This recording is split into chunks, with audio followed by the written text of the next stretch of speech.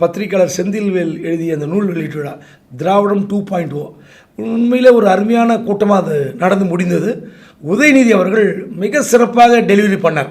அந்த நிகழ்ச்சியில் செல்வ பெருந்தகை முன்னாடியே வராரு, வந்து உக்காந்துட்டு அவசரமாக எழுந்து போகிறார். கொஞ்ச நேரம் கழிச்சு வராங்க. உதயநிதி அண்ணாத்துக்கு வரல.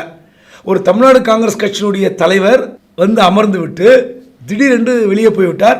அதன் பிறகு துணை முதலமைச்சர் உதயநிதி வந்து உக்காடுறார். ஸோ இவர் எழுந்து போன பிறகு செல்வ பெருந்தகை வரப்போகிறதில்ல, கூட்டணி உடைந்தது அப்படின்னு ஒரு சலசலப்பும் பேச்சும் இருக்குது.